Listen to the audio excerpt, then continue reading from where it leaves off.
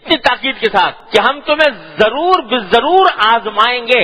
اللہ تعالیٰ فرما رہے ہیں ضرور آزمائیں گے. کہاں سے آزمائیں گے؟ بشیء من الخوف، کبھی تمہیں تھوڑے سے خوف سے آزمائیں گے کہ تمہارے اوپر خوف طاری کر دیں گے. والجوع، کبھی بھوک سے آزمائیں گے، معاشی مشکلات پیش آ جائیں گی. ونقص من الاموال، تمہارے مال میں کمی ہو جائے گی. والانفس، کبھی تمہارے جانوں میں یعنی تمہارے جان پہچان کے لوگوں میں کمی ہو جائے گی، انتقال ہو جائے گا. والثمرات، تمہاری پیداوار میں کمی ہو جائے گی، جو پیداوار تمہیں جس کے ذریعے ہم تمہیں رزق دے رہے ہیں اس میں کمی آ جائے گی. یہ آزمائشیں آئیں گی تمہارے.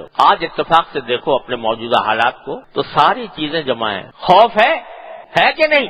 ہر انسان کو خوف پر خوف ہے، انجانا خوف کہ پتہ نہیں کس وقت کیا ہو جائے، کسی کی جان مال آبرو محفوظ. خوف ہے. جوع، بھوک کا اشارہ ہے معاشی بدحالی کی طرف. معاشی بدحالی دیکھ لو کیا ہو رہی ہے، تجارت ٹھپ ہے، معیشت تباہ ہو رہی ہے. جوع. اور مال میں کمی، کبھی مال لٹ گیا، ڈاکہ پڑ گیا، کبھی مال میں اس طرح کمی واقع ہو گئی کہ پیداوار ہی نہیں ہو رہی، تجارت نہیں چل رہی. انفس، روز جانے جا رہی ہے. اور کس طرح جا رہی ہے؟ وہی جو رسول کریم سرور دو عالم صلی اللہ علیہ وسلم نے ایسا معلوم ہوتا ہے کہ آج کے حالات دیکھ کر، آنکھوں سے دیکھ کر فرمایا تھا کہ یکثر فیکم الحرج، تمہارے اندر آخری زمانے میں قتل بہت زیادہ، حرج بہت زیادہ ہو جائے گا. صحابہ کرام نے پوچھا حرج کیا چیز ہے؟ تو آپ نے فرمایا کہ قتل بہت ہو جائے گا.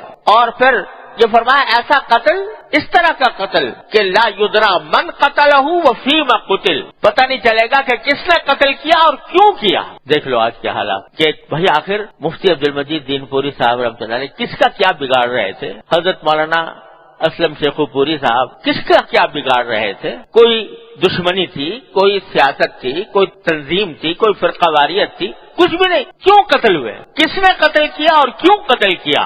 پتہ ہی نہیں. بالکل یہ الفاظ ہیں نبی کریم صلی اللہ علیہ وسلم جو آج آنکھوں سے دیکھ رہے ہیں. تو یہ انفس میں کمی واقع ہو رہی ہے. والاموال والانفس والثمرات، پیداوار دیکھو گھٹ گئی ہے. معلوم ہوا کہ صاحب گندم نہیں آ رہا، آٹے کی کمی ہو گئی وغیرہ وغیرہ، سب چیزیں جمع ہیں. تو قرآن فرما رہا ہے، اللہ تعالیٰ فرما رہے ہیں ہم تو آزمائیں گے تمہیں ان سب سے. لیکن ساتھ ہی ایک بات فرما دی ہے، اسی میں ایک چھوٹا سا لفظ کہہ دیا ہے، بشیء، تھوڑا سا. یعنی ایسا نہیں ہوگا کہ یہ خوف دائمی ہو، یہ بھوک دائمی ہو، یہ جانوں کا ضیاع دائمی ہو اور اموال کا ضیاع دائمی ہو. تھوڑا سا. یہ اور بات ہے کہ ہم جیسے لوگوں کو یہ تھوڑا بھی بہت لگ رہا ہے، لیکن اللہ تعالیٰ فرماتے ہیں یہ تھوڑی سی آزمائش ہے. تو اس تھوڑی سی آزمائش کی جب کہہ رہے ہیں کہ آزمائیں گے، تو جو غم ہے، صدمہ ہے اپنی جگہ غیر اختیاری، اس میں کوئی نہیں. لیکن آگے جو بات فرمائی وہ ہے بشر الصابرین، خوشخبری دے دو ان صبر کرنے والوں کو. الذین اذا اصابتهم مصیبت، جب ان کو کوئی مصیبت پہنچتی ہے تو قالو، تو کہتے ہیں کہ انا للہ و انا الیہ راجعون، ہم اللہ ہی کے ہیں اور اللہ ہی کی طرف ہم لوٹ کے جانے والے ہیں.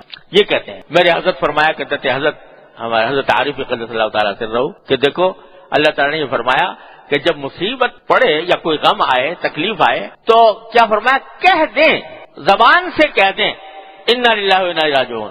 چاہے دل رو رہا ہو، دل سینے میں شعلے اٹھ رہے ہوں، صدمہ ہو، تشویش ہو، لیکن ان کی زبان پر اللہ تعالیٰ کی تقدیر کا شکوہ نہ ہو، بلکہ وہ یہ کہتے ہیں زبان سے کہ ہم بھی اللہ ہی کے ہیں، اللہ ہی کی طرف لوٹ کے جانے والے ہیں. تو کیا ہوگا؟ اولئک علیہم صلوات من ربہم ورحمہ واولئک هم المہتدون، ان کے اوپر رحمتیں ہی رحمتیں ہیں اللہ تعالیٰ کی طرف، اور وہی سیدھے راستے پر ہے. تو حضرت والا فرماتے ہیں کہ غم کے موقع پر یہ سمجھ لو کہ دیکھو جو کچھ ہو رہا ہے اس کائنات میں ایک ہی ذات کی مشیت سے ہو رہا ہے، پتا بھی اس کی مشیت کے بغیر نہیں ہلتا. تمہیں وہ تکلیف پہنچی ہے، بے شک صدمہ پہنچا ہے، بے شک، لیکن پتا بھی ان کی مشیت کے بغیر نہیں ہلتا. جو کچھ ہو رہا ہے ان کی مشیت سے ہو رہا ہے. تو بے شک صدمہ کر لو، غم کر لو جو غیر اختیاری ہے، لیکن اس موقع پر کیا کرو کہ اس کو بار بار ذکر کر کے اس غم میں اضافہ نہ کرو. اب ہوتا کیا ایسے موقع پر آج کل جو ہو رہا ہے کہ مجلسیں جمی ہوئی ہیں، اس میں تذکرہ ہو رہا ہے، کیسے ہوا، کس طرح ہوا، کیسے غم افسوسناک بات ہوئی وغیرہ وغیرہ، اس کے اوپر کبھی حکومت کے اوپر لان تان ہو گیا، کبھی کسی تنظیم کے اوپر لان تان ہو گیا، کبھی کسی پر ہو گیا، بس نتیجہ یہ کہ جتنے جملے بول رہے ہو ہر جملے سے غم میں اضافہ ہو رہا ہے۔ یہ اختیاری کام ہے جو ہم لوگ کر رہے ہیں۔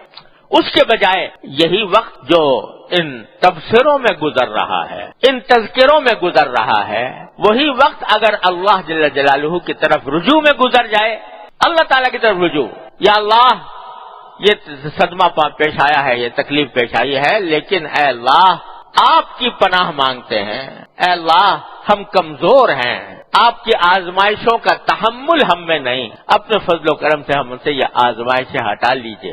اللہ تعالیٰ کی طرف رجوع کر کے اللہ تعالیٰ سے مانگنا شروع کر دیں تو کیا ہوگا کہ جیسا میں نے عرض کیا کہ قرآن نے شیئن کے لفظ سے اشارہ کر دیا کہ یہ کیفیت ہمیشہ رہنے والی نہیں ہے، یہ جائے گی، انشاءاللہ ضرور جائے گی۔ اور کسی کہنے والے نے کہا تھا کہ ظلمتوں کا جو بول بالا ہے کوئی سورج نکلنے والا ہے، کہ جب ظلمتیں پھیلتی ہیں، تاریکیاں پھیلتی ہیں تو اللہ تعالیٰ کی سنت ہے کہ سورج نکال دیتے ہیں۔ رات بعض اوقات لمبی ہو جاتی ہے لیکن سورج نکلتا ہے، اللہ تعالیٰ کی سنت یہ ہے۔ رات آتی ہے تو دن بھی آتا ہے، اور اللہ تبارک و تعالیٰ ہمیشہ کسی کو نہ مصیبت کی حالت میں رکھتے ہیں اور نہ ہمیشہ خوشحالی کی حالت میں رکھتے ہیں۔ بالسراء والضراء، کیسے کہ ہم نے لوگوں کو کبھی خوشحالی سے آزمایا، کبھی بدحالی سے آزمایا، تو نہ خوشحالی ہمیشہ رہنے والی ہے نہ بدحالی ہمیشہ رہنے والی ہے۔ اس واسطے اصل بات یہ ہے کہ اس موقع پر کہ اگر خوشحالی کے موقع پر شکر کر رہے ہو تو سمجھ لو کہ سیدھے راستے پر ہو، اگر بدحالی کے موقع پر رجوع اللہ کر رہے ہو، اللہ تعالیٰ کی طرف رجوع کر رہے ہو تو سمجھو کہ صحیح راستے پر ہو، اور انشاءاللہ وہ دور ہوگی، ہمیشہ رہنے والی نہیں ہے۔ اللہ تبارک و تعالیٰ کی سنت یہی ہے۔ اور اس میں بزرگوں نے ایک اور بات فرمائی ہے، اور وہ بھی قرآن و سنت ہی کی روشنی میں فرمائی کہ مصیبت کے مواقع پر، تکلیف کے مواقع پر اگر آدمی اللہ تعالیٰ کا معاذ اللہ تقدیر کے شکوے پر اتر آئے کہ بھئی ہمارے ساتھ ہی ہو رہا ہے یہ معاملہ، اللہ بچائے، اس طرح کا شکوہ اس زبان پر آنے لگے، یا اس تکلیف اور مصیبت کی وجہ سے اللہ تعالیٰ سے قریب ہونے کے بجائے اللہ تعالیٰ سے دور ہو جائے، پہلے عبادت کرتا تھا عبادت چھوڑ دی، پہلے جو معمولات تھے ان کو ترک کر دیا اور اللہ تعالیٰ کی طرف رجوع میں کمی آ گئی، تو اللہ بچائے یہ علامت ہے اس بات کی کہ یہ مصیبت ایک قہر ہے اللہ تعالیٰ، یہ عذاب ہے اللہ تعالیٰ کی طرف۔